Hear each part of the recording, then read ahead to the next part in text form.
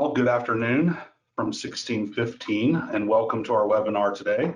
My name is David Jackett. I'm the Director of Mobilization and Operations here at 1615. Today I'm excited that we're joined by Brian, the CEO of SOE, that's the Standards of Excellence in Short-Term Missions, for our discussion on debriefing short-term missions. Let me tell you a little bit about 1615. We focus in three primary areas: church missions coaching. We would love to talk with you about how we can help your church unify its missions vision and walk you through a process that we've been doing now for 18 years through our 3D church missions coaching process: discover, design, deploy. We also do mission agency consulting, where we come in and work with mission agencies, helping them unify their vision, developing church partnerships, church honor and culture. And then we also do free resources like the webinar that you're on. We have free podcasts. And then if you look at our YouTube channel, we have dozens and dozens of previous webinars on a range of missions topics that you can browse and watch for absolutely free. You can check out those items on our website at www.1615.org. So today we're going to hear from Brian about the importance of good follow-through when it comes to short-term missions. Oftentimes we seem to focus heavily on preparation and the trip itself, and once everyone is back on the ground, everyone goes their own way. I'm excited about this. This is a topic that I'm very passionate about. I went on numerous short-term trips myself before I even knew what a debriefing was. It's not because I think my church didn't care. I just don't think that we were equipped to know what it was and the importance of it. So I was really thankful when I reached out to Brian. We've been partnering with Standards of Excellence for many, many years, and he was also very excited to present on the topic today. So for those of you joining us live today, we have over 150 people registered. We'll end today with a Q&A. So if you look at the chat function on the control panel, this is a chance for you to engage with the speaker today. And at the end, the last 15 minutes or so, we will do a Q&A portion where we will let Brian answer your questions. So I'm going to turn over presentation power. Give me a second just to get this handed over. And then Brian, thank you so much for being with us. Very thankful to have you. And I'm going to hand it over to you. Very good. Good day to everybody. Really excited that you're all on board with this today, wherever you're coming from, or if you're watching later on YouTube. Yeah, I appreciate David's introduction. I too am very excited about the idea of this follow through, this debriefing topic with short-term missions. Let me just give you just a little extra information about my involvement with Standards of Excellence and what those stand for. I've been doing short-term missions for about 35 years, actually more than that, and had this job all of that time. And quite some time ago, we wrote the 7 Standards of Excellence because in the short-term mission world, we probably peaked at around 4 million a year going out of North America to do short-term missions. That's the few days on up to a few weeks, even a few months. More likely, ahead of COVID anyway, we're right around the 2 million mark per year, but estimates suggest that less than a fifth are really effectively prepared for cross-cultural involvement or for really strategic ongoing efforts worldwide. On one hand, you could say, well, yeah, that's great. There's at least a fifth that are, but you have to be really honest about the fact that that means maybe 1.6 million are not. And well, with COVID, everything came to a screeching halt, but it's certainly winding up quickly. I don't know what our numbers will be like in the future, but no matter what, we just became incredibly aware of how important it is that we pay attention to all aspects of mission involvement, and therefore the 7 standards were written. We wanted to move people out of what we call the default mode, just doing it, to this space of understanding what would make it better. We always say people don't know what they don't know, almost just what David was saying. The church just didn't know to do debriefing or follow through. Well, let's educate people and move them from right heart, wrong way to right heart the best way that they can. And every time, everybody should be getting a little bit better each time that they do their short-term mission. So you can find the standards on the soe.org website. There'll be a link to the standards booklet a little bit later on.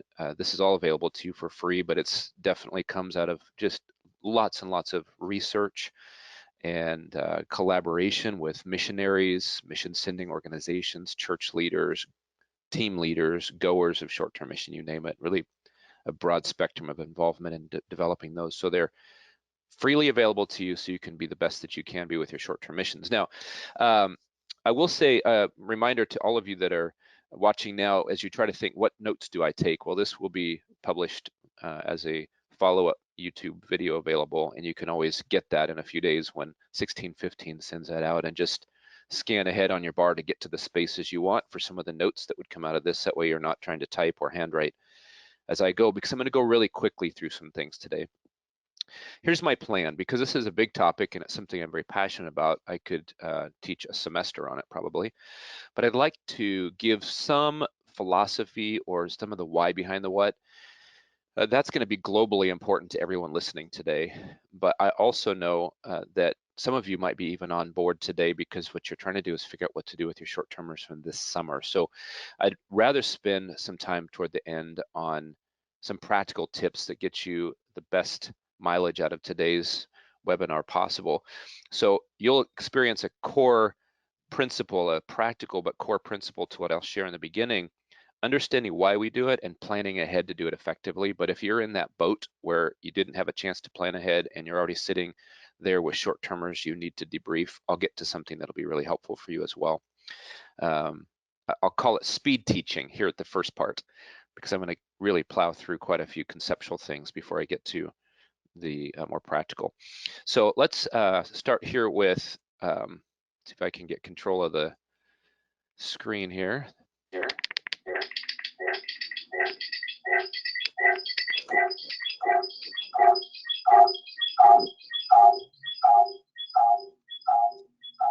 Looks like we may be having some technical difficulties there. Is there a way to advance that slide so that we can go into the main show? Okay, there we go.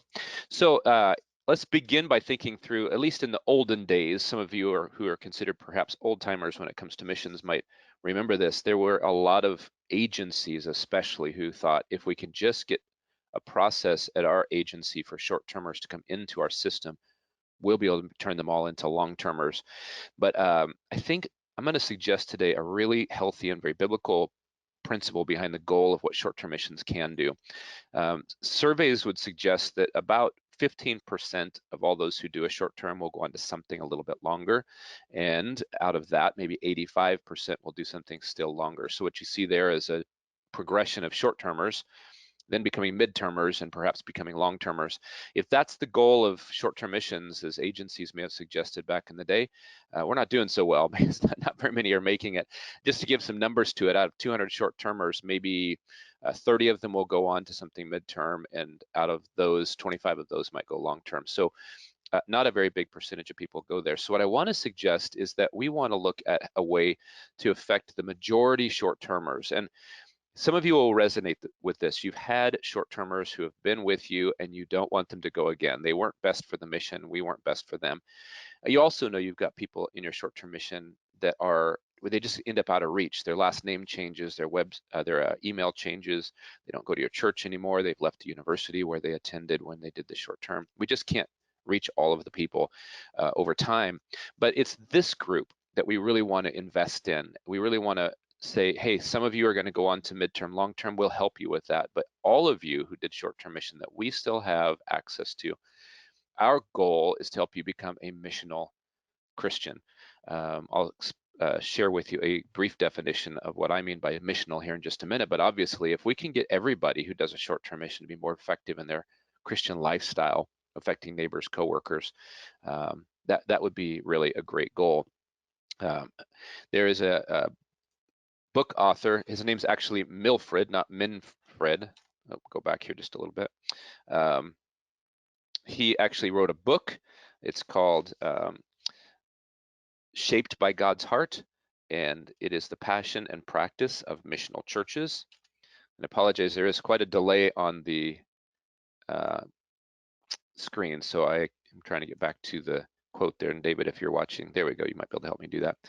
He said that missional churches are reproducing communities of authentic disciples, being equipped as missionaries sent by God to live and proclaim his kingdom in their world. And what I think is so exciting about this, aside from some of the concept in there about disciples and being equipped, it's to proclaim the kingdom right in their own space. And the idea that we're going to raise up short-termers to become missional only somewhere else in the world may not be our best agenda, but rather to take all of our short-termers and get them to where they function in their workplace, their schools, their neighborhoods, the parks that they play at, or the gas stations where they get their fuel. We should be proclaiming the kingdom wherever we are, and that's really what we mean by missional Christian. Now, there are people out there who do the default mode of short-term mission that I was mentioning. They plan their short-term mission trip, and it's as though on the timeline of life, that short-term mission trip just sort of pops in there. It just happens. Those who are organizing may be doing it because a pastor said, hey, mission pastor, you have to do short-term missions, or the university says we need somebody to for how to do that because other schools do it. They may not have a real thought or goal, or maybe somewhat ambiguous. We just hope the trip goes okay. That means people come to us with life before the short-term mission, and we just assume they're going to go back to life after. But this idea of becoming a missional Christian and having a bigger, better goal, becoming more Christ-like, in other words, is going to affect our short-term mission trip number 2. And that rather than thinking there was life before and we'll resume to life after, we just see the short-term mission as part of the ongoing journey of life change. And so that means we include things before and after. You can see that little reddish square there. It's not just a dot on the timeline of life, but rather a span of time where we have some influence. And that includes not only pre-field, but on-field, and then of course what today is about, post-field. So this is pretty conceptual in trying to understand what our role is. The Bible talks about it this way. Do you not know that in a race all runners run? We do it to get the prize. We do it on purpose. We compete by going into strict training on purpose. We do it to get a crown that will not they do it to get a crown that will not last. We do it on purpose to get something more eternal. It goes on to say that, therefore, I don't run the race aimlessly. I don't just throw that little short-term mission out there for people to go on and not follow up with them. I do it on purpose. Instead, I don't fight like a man beating the air, scrambling to get my project together. When it's done, whew, it's finally done.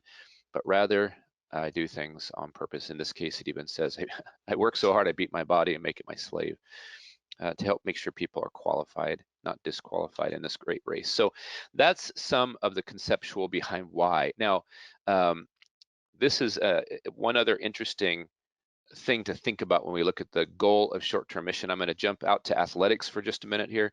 If any of you have been quarterbacks or pitchers in baseball, or if you're a golfer, maybe you're a frisbee, a disc golf player, but the really great athletes have learned that it's not just how you grab something or start the swing, or in this case swing through, but it's actually what does the follow through or the final part of your swing look like.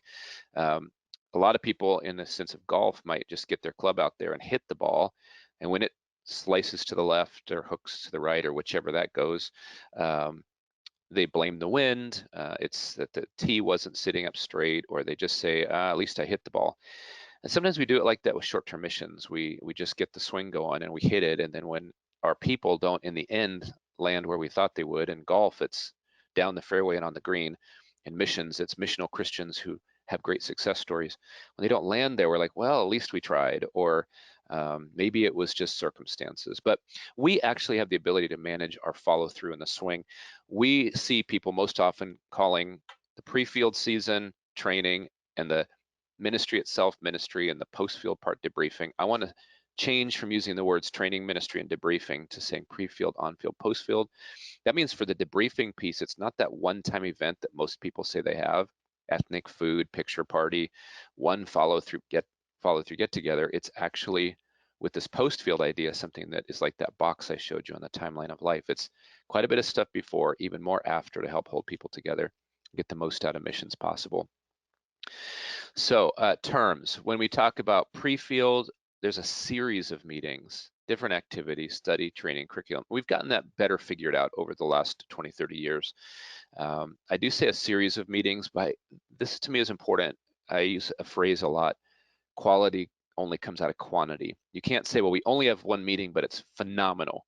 You really need multiple things, because within that time, that's where those gold nuggets of quality really begin to spring up. So do plan more than one meeting and fill it with the kinds of things that are going to help make people more effective. Certainly on-field, ongoing debriefings. You can actually debrief every night.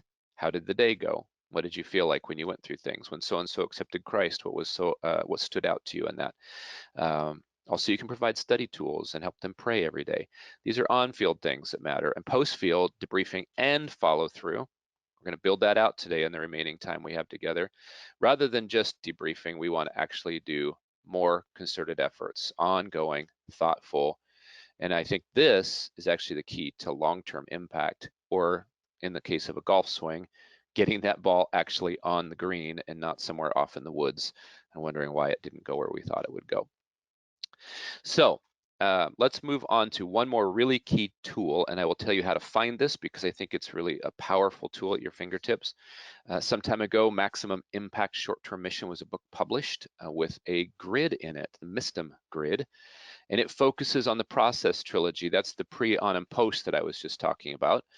A lot of times we don't think about all the chronology of a short-term mission. We're really focused on logistics for getting out there. And then it focuses as well on the participant trilogy, which has to do with senders, goer guests, and host receivers. And this could be a whole webinar in itself. It is such a rich and powerful tool for what we do when we plan our short-term missions. But I will just say, for the sake of today, most all of our organizational efforts land in those two boxes there. You'll see where it has goer guest followers related to pre-field and some on-field. That's where almost all of our efforts tend to land. If you were to take a grid like this and just write down the things you do, pre-field, on-field, post-field, for all of these different participants, you would probably find likewise that you're where most people are, that default mode. You just get the trip going and you get him out there and bring him back alive. And what are you doing on all these other grids? Today, I'm only able to focus on this last grid in the middle section, goer guest followers, but you'll see how it can expand out to other categories as well. If you'd like to get your hands on this particular chart, this MISTM grid, you can go to soe.org. Just go to the resource tab. You've got a field where you can type in what you're looking for, put in there MISTM, M-I-S-T-M, and it'll pull up the free download and give you access to that. And you can use it as a worksheet with some of your organizers there in your own church, school, or organization. All right, one more important philosophical thing I think is fascinating. Actually, we did quite a lot of survey back when we were concentrating nationally on what to do about this follow-through and debriefing situation. And as those were surveyed in terms of who should be involved in follow-through, who's responsible for it, the short-termer actually, that came up on the list. Short-termers have some responsibility for how they do what comes afterwards. Do they read? Do they attend conferences? Do they stay in touch with people? Also, the sending entity came up with a pretty decent count. The one that is actually organizing and sending the short-termer, not so much the receiving entity, that may be nationals or even expats on the field somewhere, or the missionary themselves. Not so much there, but look at this. The local church was found to have the lion's share of responsibility to effective follow through. And this was not a survey by agencies hoping the church will do it. This was a cross section across the entire board. Everyone agreed. The home church is where good discipleship relationships really exist, and the church has a responsibility, even as our author shared earlier about a missional Christian, reproducing communities of authentic disciples being equipped as missionaries right in their own space. So that's interesting. So don't think you're off the hook if you're not a home church, but do, if you are a home church, realize how much responsibility you hold in this area. So it's going to take work. We know that. This Bible verse here is one of my favorites when it comes to our role. It says, we proclaim him, he's primary, but we admonish everyone that's in our sphere of influence during the short-term mission. We teach them all with wisdom, that we may present every man complete in Christ, right? That's the end goal, more Christ-like, more missional. And for this purpose also, I labor, I strive, but not just on my own strength. It's according to his power, which mightily works within me. The idea here is keep your eye on the ball. Make sure your swing is full and complete, and organize things ahead of time so that you can be really effective in all these categories. I'm a huge fan of working smarter, not harder. I don't want to strive unnecessarily or labor in utter vain every time caught up in the moment of now what am I going to do with my group today. So a lot of this has to do with just simple planning ahead, getting stuff organized before you ever promote the trip, and then you can get on with just following your own instructions as the year unfolds. So we get the investment stuff, we get the idea, but what does it actually look like? Well, begin with the end in mind. Plan things into your pre-field stuff. Make sure your church or your school, your organization are really buying into this. It's a lot of communication. Set high expectations for people. Communicate a ton. Keep everybody really, really informed. And have lots of predetermined team meetings. Make sure that they know that the meetings and the training are required or you don't go on the mission trip. There's some key areas you can focus on. Again, worth another webinar, but let me keep going here with the on-field. Give them something to use during your mission trip, a spiritual journal, a quiet time booklet. There's a lot of them available today. Create your own if you're good at that, but again, working smarter, not harder, you can utilize some really great low-cost existing resources. You plan to debrief every day that you can with people, easy, low cost, personally in time or money, just debrief. Make sure that you help them have good closure when they leave. This is part of setting a foundation for, well, for a good departure. Also, you can spend time laying a foundation for them to be in ministry when they return, and help them start reflecting even on the field before they head home. This is leading up to a great, great post-field experience. Now, this is the thing with this MISTIM grid. I was saying a lot of people focus on the pre and on. What I just showed you isn't what today's webinar is about, but you can see how if you're thoughtful, you can begin to weave things in to prepare for effective follow through. And don't think about it like, wow, finally we got everybody home, they're off the plane, we're done, whew, now on to the next thing. We do have a little more that we get to do, and if you plan ahead for it, you can make this life-changing experience for them something that lasts a really long time. Do have the debriefing meetings. In just a couple minutes, I'm going to give you two super simple tools that will be easy for you to execute. Give people an opportunity to report to their classes, their schools. This puts them through a process of what did I experience and how will I tell the story and how will I give glory to God and how will I inspire others to mission. Coach them through that so they get ready to report effectively. That's part of getting them through the debriefing and follow through process. I would like to suggest that in your heart of hearts, you're thinking, how do I keep this flame alive? So, you know, the debriefing meeting, the reporting, some of these other things matter. I'll share a couple of ideas of what some other churches have done, or in one case, it's a school. Think about a continuing partnership, not one of those ideas where your church or your school just keeps going to a different mission field every time. Where can you really go deep and develop long-term partnerships? This will help you with great relationships, great follow-through, and then start building for that next connection by using your people to be part of that conversation. Okay, do things that affect your whole church, just not your team. Again, these are really quick. I said speed teaching at the front end because I want to get to the reasons we don't do a good job and see if we can't help get those conquered in the future, and maybe even set the stage for some success here with the last few resources I give you. We discovered with all those we were surveying that there are three really common roadblocks to not being able to do good follow through. The first one, lack of time and commitment. People just say, well, if I plan the trip, but nobody comes. They've got soccer or sports. They've got school starting. They went back to their job and have no time off. They're too busy. Well, we as organizers can fix that. The solution is set the dates before you ever promote your STM and promote your STM with those follow-up requirements. Easy to solve that for your next mission trip. Maybe not just now, but in the future, do it that way. It's working smarter, not harder, and people do keep their commitments. If they understand it's all part of the mission, they come to your follow-through meetings. The second problem that we run into is people just don't know what to do. And most of the time, though in their head, they think, oh, I got to do follow through. They're not ready until the mission trip's over and they're sitting back at home after a couple weeks going, oh, bummer. I got to do something with these people and I don't know what to do. Well, again, you can fix that by ahead of time determining what some of the resources are that you will use and have them on your desk ready to go. And you can even use some of your veteran or alumni short-termers to help teach or find some of the resources. And I would say, man, you guys, less is more. You're not looking for 30 things that you can choose later. just pick only a few things, a few pathways, have them sitting there ready to go so you're really successful when the time comes. Now, the third thing is an interesting problem that we've run into a lot. Oops, I went too far again. Knowing how much to do and with whom is a really big challenge. And so I'm going to suggest to you the idea of triage for that, that problem. The idea of triage is, well, this delay on my slides, sorry about that. I am not able to get it to move right to where I want it. But the idea of triage is to help determine how best to use your resources with those in terms of their greatest need. And so I'll unpack this if I can get the slides to go through here. I'm going to use that chart that I showed you a little bit earlier with the short-termers who become mid-termers and long-termers, and divide them up and say there's level 1, level 2, and level 3 kind of people that we would want to do follow through with. The level 1 team members, those are the ones who are not going to do another short-term probably. We have a lot of those, maybe 60% is a rough estimate. We have our level 2 team members, maybe 30%, they'll go do something else, probably another short-term one day. And the level 3 are those that will actually go on and do something even more.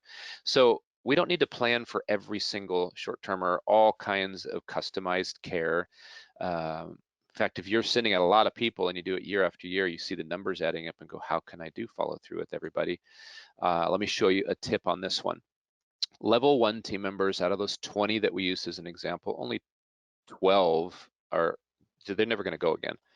6 of them may do another short term, and 2 of them need a lot of TLC because we're going to get them to the mission field probably. So that'll help you as you try to figure out what do I want to develop. Here's how I would do it. I would say for everyone, I'd at least get a baseline. What am I going to do? I have a couple meetings, make sure they're on certain mailing lists, and I'll follow up with them in 6 months with a letter, right? Basic, because at least 12 of those people, they're not going to go again anyway. We just want to move them toward a missional thinking and encourage them to keep going and growing.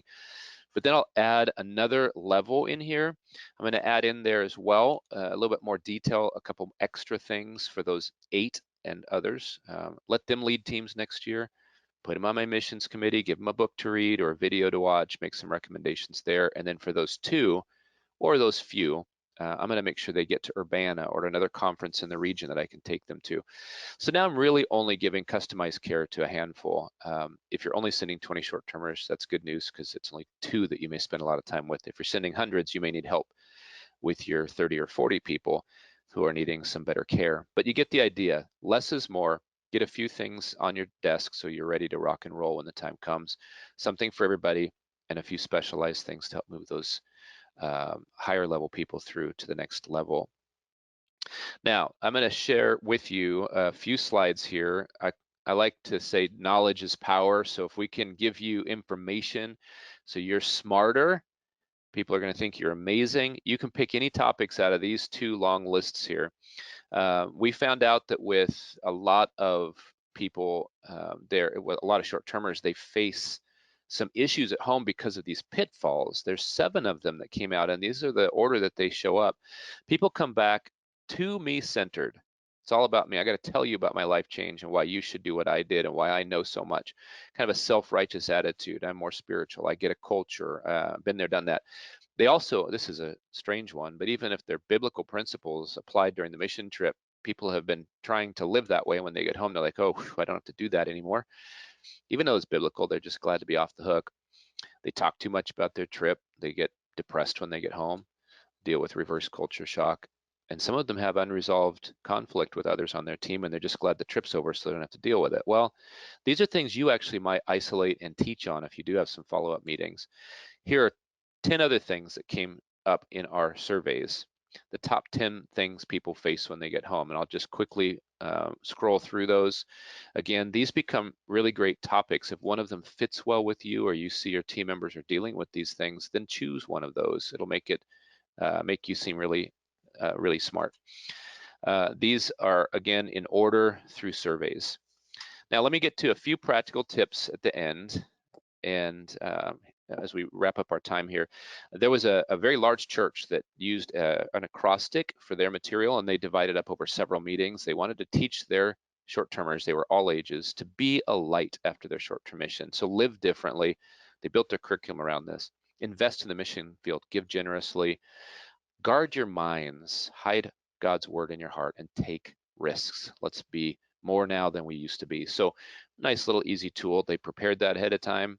When they got home from their mission trip, they began to teach it. Another one is to get your people involved in evangelism or outreach right where they are. A fairly active church in the Katrina relief efforts finished mini teams with certain partnerships down in the Katrina region, and came back thinking, you know, we raise a lot of money and we go do a certain kind of humanitarian care all over the place. Why don't we do that here? So they began to work with city and county governments to isolate or vet out those particular projects they could work on right in their own area, raised money and got involved in crisis response, in home building, home restoration, other similar outreaches that turned into then evangelistic opportunities. So that might be something you would engage in. Let's keep going through a couple more samples of some things to do here. You'll hear me talk about working smarter, not harder, and these two items here are some of my very, very favorites. One is have all of your short-term people select a mentor and provide them with some way of, the mentors with some way of being a good mentor. This is the easiest one. It's a free download. It's called the Mentor Guide. It's by The Next Mile. If you go to soe.org's website, and again in the resource section, type in the search box mentor, and right away it comes up with the Mentor Guide, a free download. You can make as many copies of that as you want. This gives mentors an idea of what they can do before and on the field, but especially gives them some help in walking people through their post-field experience. And you can't do everybody, but now what you've just done is multiplied the effort immensely. It's low impact for you, but high impact for the short-termer. So a great post-trip follow-through idea that walks them through their entire journey. The other one is a 150-word article. Make that assignment to all your short-termers. All ages can do this. It's just a part of their prerequisites for going. Know that when you're done, you owe us an article. I suggest 150 words because that's short enough. We get a lot of mileage out of this thing. Let me tell you how. First, by them having to consider, how was I impacted by God, or how did he use me to impact someone? That puts them through the emotional and mental gymnastics, if you will, of great post-ministry follow-through. Get them processing not about the airline trip or the food they ate or when they had the stomach, Montezuma's revenge, but rather thinking about God and how he worked in their life or someone else's life because of them. So that just by itself is already valuable, but here's the really great thing. You end up in your hands with something to use and reporting your mission trip back to your school, university professors or whatever, to your church or to your organization. You've got quotes and articles to use in reporting, but you also have materials you can use for promoting the next time you guys go out. So it's like a triple whammy, really super simple tool that you could utilize even right now this summer as you're wrapping up short-term mission trips. Another easy one for a debrief meeting, if you have one of those meetings where everyone comes back together, is to give out 3x5 cards. That's very low cost, very low impact, and you can pick which 4 things to do, but these are the 4 that I typically do. I give people a few minutes to think. Just write down on your card only one name of someone that God impacted because of you, or he used that person to impact you. Just be still, let them think. Again, this is accomplishing something in the heart and the head for them. They write down the name, and I went, what is one of the most memorable scriptures where God spoke to you this mission trip through your quiet times and your own personal spiritual journey? Let them process and write down the scripture reference. A high point and a low point might be another thing you do. Again, you're asking people to do it in 2 words or 3 words. Keep it super simple, just a 3x5 card, they write it down. That only takes 10 minutes to get through, and then I go around the room and let everybody just read what they wrote. And I usually limit the narration that goes with it. The narrative sometimes can take up our whole night. But this is what it does. It equips me as a facilitator. I didn't have to prepare ahead of time. I actually get to, on the fly, discern what's occurring with these groups. Now, I just did a large church out of Ogden, Utah, a follow-up meeting with them. It was one of 3, and we did this exercise. There were 54 in the room, and the first circle, when everybody got to go around and give the name, well, one name kept coming up. And so I was able to, after that circle of, going around the circle, that was finished, I said, wow, I kept hearing one name. What's that story? And everyone became so animated in sharing what God did and how God moved in this person's life and it affected the team. And we had laughter and tears and overlap and high fives. I didn't have to do very much, but I just had a really wonderful experience that was led by them, affecting them right where they were most engaged. So 3i5 card's another super easy option. Evaluations are a good tool, but you have to be really careful not to make them consumer centric. You don't want people complaining about how much space there was on the airplane. I had that once. The legroom was unacceptable, she said. This is supposed to be about processing and about determining, is there something I might share that would make this an even better experience for people in the future? A lot of things we have to give light to, and we don't want to give people opportunity to make those major topics. So be careful what your evaluations are like, but I suggest you use them. A gifts assessment tool, you could pull that together really quick. Use a personality profile tool or a spiritual gifts assessment tool. Some are free, some are very low cost. Maybe the flag page from Mark Gungor, help people determine what their heart is most about. People love finding out more about themselves, and it's just one more step in helping them process their experience. We talked a little bit about church reporting, getting them involved in local mission events. I'll just scroll through a couple more options here. Hold a what's next meeting a few months later. Process what happened, talk about what could be. This was a really cool example a school did a while back. They were aware of the fact that Thanksgiving is an American holiday, and where they had been serving, they don't have Thanksgiving, but they tied to their Thanksgiving holiday. They prepared ahead of time, wrote thank you letters, put something from their city in a box, something memorable about their city, just a souvenir type gift, put the cards and the souvenir gift in a box and sent it to the field, explaining what Thanksgiving for us is, and then telling that we wanted to share with them how thankful we are for them. One of the big criticisms of short-term missions from the field side is that we never show up again. We don't follow through with what we said we would do. We kind of come, leave, and never do anything with them again. So this is a big blessing to the people in the field as well as a good debriefing tool.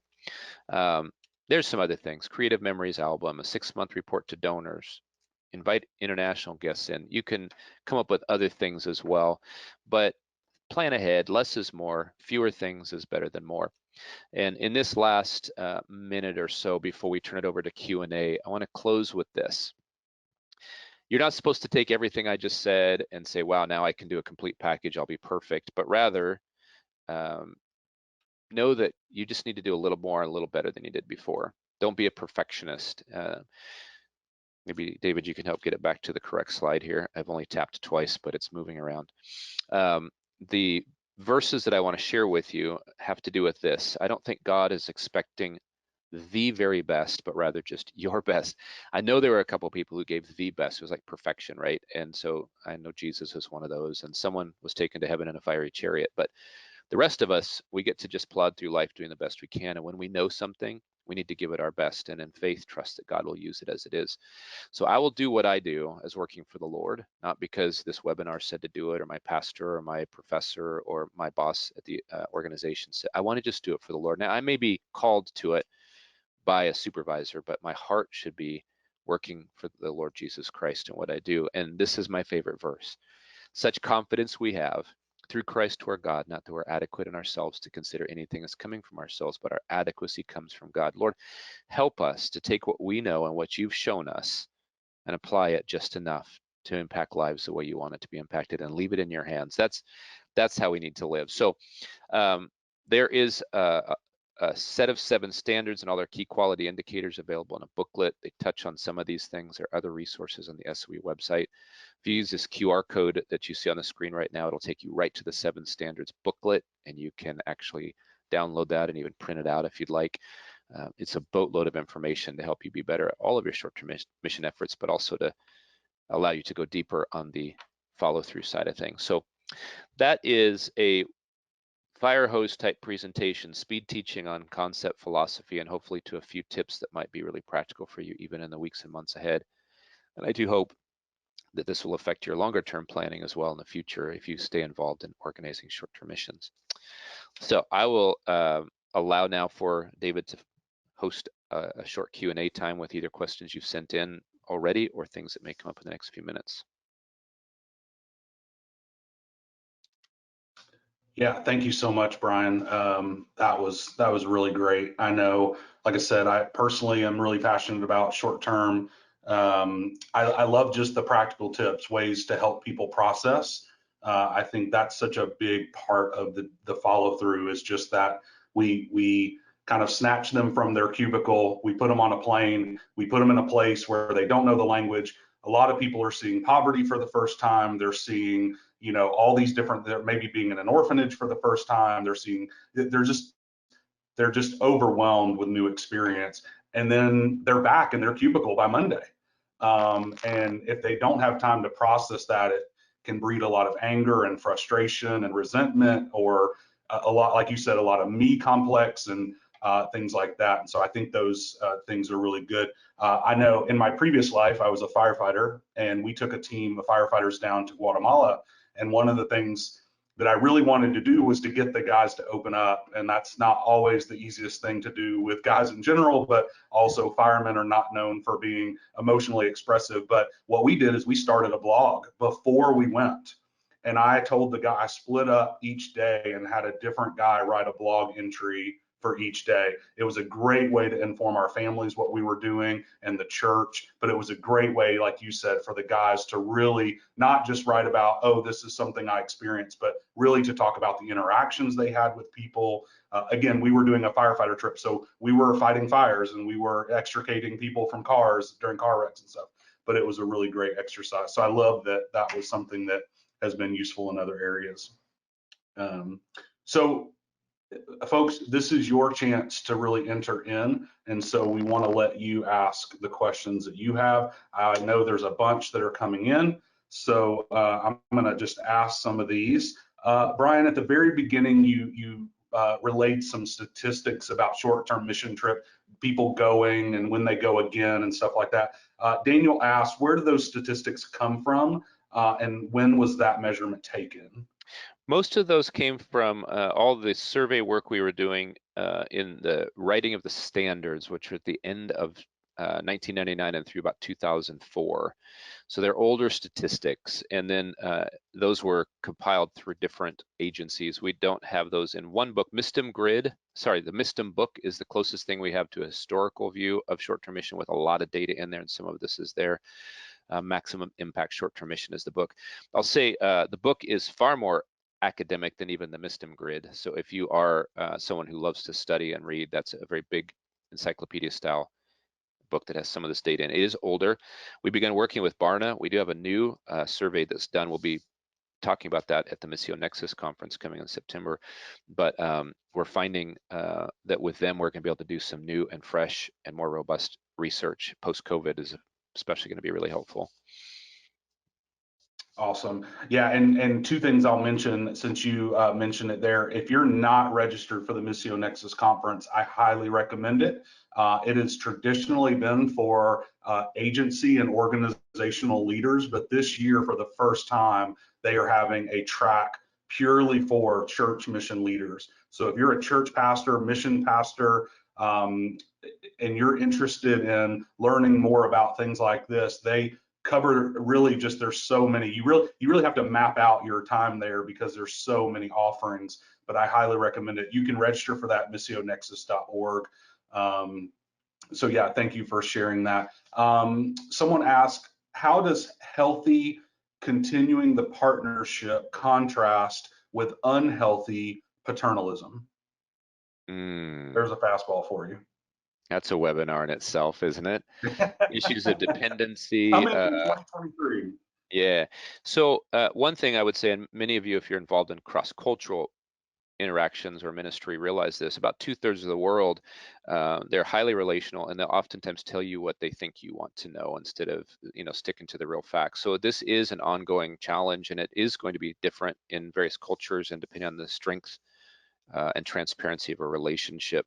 The one thing I will tell you, this was results of a big conference we were at many years ago. In fact, it was probably about 15 years ago, but we had a symposium, if you will, a discussion on dependencies and the health of those. And one of the ladies in there stood up in the middle of the room. Finally, she was really kind of kind but frustrated, and she said, any one of you in this room, raise your hand if you're not fully dependent. How many of you in here, for example, you raise support, you're dependent on other givers so you can do your thing. We all are, let's not worry about dependency and all that. Let's just get on with the gospel outreach, and thank God that there are provisions and ways to get there. Now, that is a great thing to refresh our thinking, make us think outside the box a little bit about dependency, but it doesn't necessarily address the issue of unhealthy relationships. I don't know exactly how to answer that in just a few seconds here, except it is complicated and you have to be very aware and really focus on what's being meant and said, not just what's being said. So yeah, tough question. Good one to choose to ask, but a hard one to answer on the fly.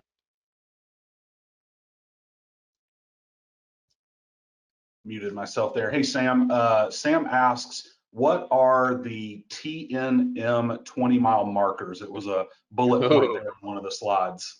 Somebody was looking at all the words. I got to back up really quick on your other question. I do have it. If you go to the 7 standards and look up mutual design, and also it's standards 2 and 3, that does have what a healthy partnership looks like long term.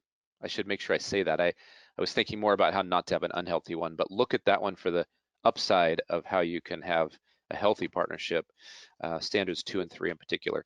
The next mile is TNM, and they're in the book that was published by InterVarsity. Took about, I think, about 35 authors that we collaborated together for the next mile curriculum. In there is a 20-mile marker handout. It has 20 different things. You could have one thing every meeting for 20 meetings, and it's already built in curriculum or ideas for you.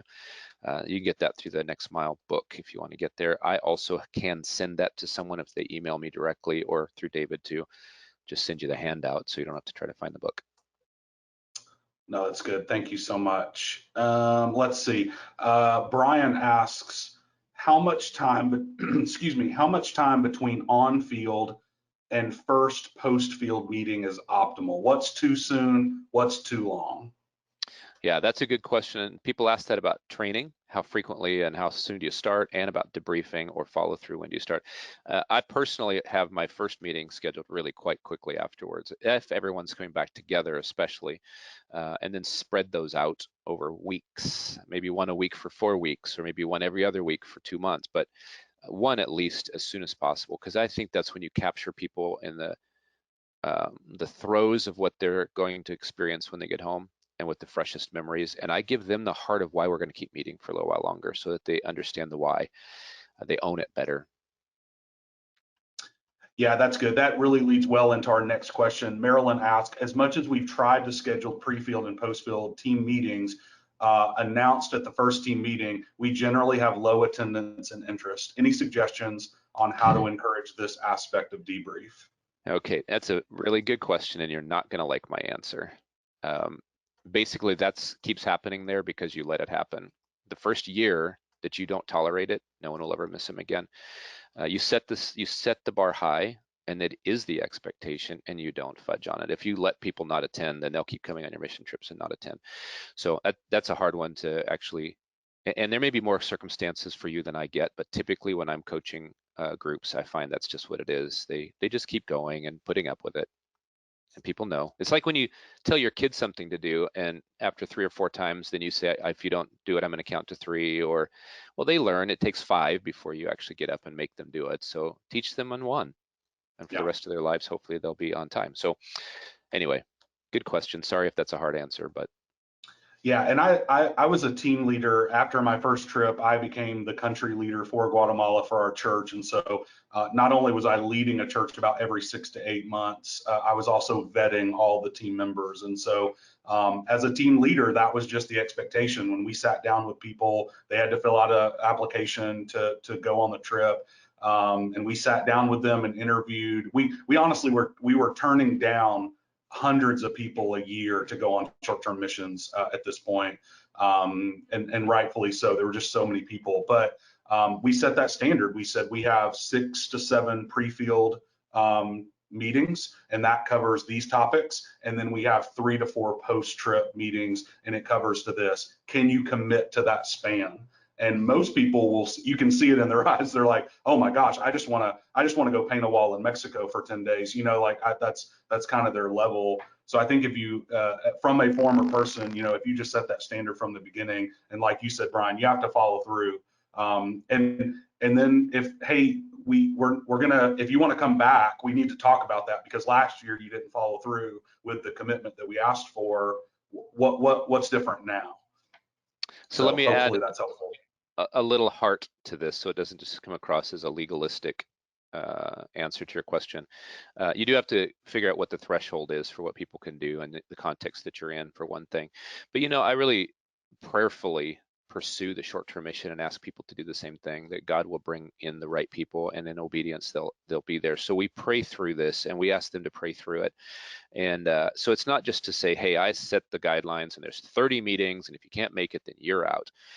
I'm really trusting that people will sense a true call of God in their life to do what they're going to do, and they'll make that full-on commitment to do it. And sometimes I have to, if they're going to say, well, I can't do that, I'm like, well, should you be on this trip this year? Maybe there's a different trip that God's going to open the doors wide open for you on, and just make it a spiritual thing just as much as it is discipline and doing what's right if you do commit. So hopefully that brings a little more heart to my harsher statements just before that. So.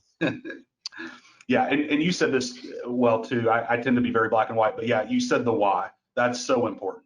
Why, in ministry, it's not just yes or no, but it's why. And so I think the importance of why the pre-field training, why the post-field, that's all super important. And if you continue to cast that vision, that also helps as well. Doesn't And solve the don't you, problem, but it helps. the content of those meetings and the way they're delivered, if it's always talking heads, if it's always boring, and if they don't know really how it relates to what they're going to do, of course they aren't as likely to come. But there are some amazing ways to do training, very interactive, creative resources. I've got Kathy Mort on our staff, loves to help give people, she's our director of training and curriculum, some very cool ways using QR codes, online things, in-person things. You can make it to where they actually look forward to the fact that they get to do this and they see how it plugs into the field. So that's an extra challenge for organizers. It's hard enough to have the meetings and hope people come, but also to make them great. But back to this whole why behind the what. We want them to be different for life. We want them to be really relevant and effective on the field. And they won't always get why I choose to do what I do, but they will in the end. Afterwards, they're like, I would have done 4 meetings like that instead of 1 if I just would have understood. Now I do. So content, delivery, what the threshold would be for what they can handle, 3 meetings, 5 meetings, making it prerequisite, don't give in, trusting the Lord brings the right ones in, and the door will swing wide open for them to do it. Even if it's a discipline and hard, they'll do it. Yeah, that's really good. And Bree asked, this is again, we're kind of moving. These are really great and good sequential order here. How many pre and post field meetings would you recommend for very short-term trips? Our church offers 1 to 2 week trips, and we want to debrief well, but we just feel like 3 follow-through meetings might feel excessive for a 2-week trip. What are your thoughts? Yeah, scalability, that's true. Most of our people, it seems, do 3 to 6 pre-field meetings. That's even for 10-day trips. There's just a lot to do to be honestly prepared and effective, and to get people out of the I and the me zone and all of their world to get ready to really be truly humble and effective in another culture, another place in the United States, wherever. So 3 to 6 seems to be pretty common. On the post-field side, 1 is just probably not enough unless it's a 4-day trip or a 5-day trip, and just the content and the amount of stuff to debrief is really quite small anyway. But more like 2 to 4 might fit. So if you're talking 10-day trips, maybe 2, maybe 3, and but the threshold may not bear 3. So you go to 2 and make them good, and do a couple online things, get those mailing lists going. The Next Mile also, it's a little bit old. We'll need to update that, but it's still very effective. There is a 12, it's called The Next Mile. It's a post ministry. It's on the Next Mile website. You can sign people up for this. You just put their email in, and they don't solicit for anything. It's just 12 emails over 10 weeks that they might read. It's easy to do. There's maybe things you can do there instead of formal meetings. Just get some resources in place. So maybe 2 meetings, several resources, and you've done the best you can, as opposed to not doing anything. That's not the best you can. So that's a good question. Yeah, really good. So then Nelson asks, have you conducted the 3x5 card exercise with members from different trips in the same room? Yes, same effect. Yeah. Yep. And it depends too, size of groups and how many leaders you have. You could always do the exercise, then send them off to debrief their cards as groups, and then bring them back and say, what were your impressions? Add 1/3 wrinkle to it. Now let them share with each other what rose up out of their 3x5 cards. So Yeah. Well, yeah, I think that's all the questions we have. Those were really, really great questions. I think that two things I'll kind of throw in here at the end. Number one, please check out SOE's website. We have been so grateful to partner with them for years. When you literally call yourselves the standards of excellence in short-term missions, they really follow through on that. So they have some great resources. Check out their website. We will send a follow-up email. We're going to edit this video. We're going to get it ready for our YouTube channel. And then as soon as we get that ready to launch, we will send a follow-up email to all of you. It'll have a link to that seven standards guide. We will have a link to their website. And then also, if you want to get in touch with Brian, we'll have follow-up information. So we definitely want to keep that conversation going, and we want to steer you to organizations like SOE. Another great, now this was my story, and I've heard a lot of people say this as well. After I came back from my first short-term mission trip, I was really struggling. Number one, we didn't have any follow-through or debriefing on my first trip, so I didn't know what to do with a lot of what I was experiencing. But my pastor encouraged me to take perspectives. They're a partner of ours. If you have been here before, you've heard us mention them time and time again, and there's a reason for that. There's no one really out there that does what they do and can really step to their level of education and mobilization. But that's another great next step for your people to take perspectives if they haven't. And so it'll really help them understand a lot of the why and a lot of the what and how and all of the things. But I highly recommend Perspectives as a great follow-up. We actually had a group go through it together, 5 or 6 of us from our mission trip. We actually got a table and went through the class together, and it was phenomenal. You get to hear from 15 different speakers and all that. So yeah, anything else you want to add, Brian, in closing? Yeah, two things. One, the standards themselves are not designed to police or to create shame or sorrow over what you're doing. Our aim is that they are inspirational. And I always ask people, pray if you look into these and say, Lord, what do you want to show me this year? I've only got so much bandwidth. What can I do to get a little better somewhere and make a difference for these short-termers' lives and what it does in the field? So think of it as inspirational assistance, not going in there with the idea that you're going to find out you're not good enough. That's not the intent. The other one is I gave you numbers and statistics, you know, how many people go. The real numbers aren't the issue so much as we understand it is grand. Cut the numbers in half if you want, it's still grand. How many people go on to longer or short term or whatever, it's different for everybody. My thinking instead is think conceptually, make it easier on yourself, but Perspectives is perfect for those that pop out the top, that level 3 person who might go on to something long term. Get those few people in that, but not everybody else will do it. So again, just thinking conceptually, so it's working smarter, not harder, trusting that it's not your adequacy that makes this all amazing. It's just doing what you know how to do and trusting the Lord to make it all as good as it can be. So really want to encourage you that way. Thank you, all of you, for what you do in short-term mission. I pray and hope that many lives will be changed in your nearest sphere of influence, but that those people will have a phenomenal effect wherever they go for the rest of their lives. So thank you. Yeah, well, Brian, thank you so much for joining us. We really appreciate you and SOE. The next 2 webinars we have coming up are caring for missionaries during the holidays. What a great topic as we approach the holidays. We're going to be joined by Shepherd staff, and then later on, we're going to be joined by Crisis Consulting, the importance of crisis planning and training for your church and for your cross-cultural workers. So take a look at those at 1615.org, and we will see you next time.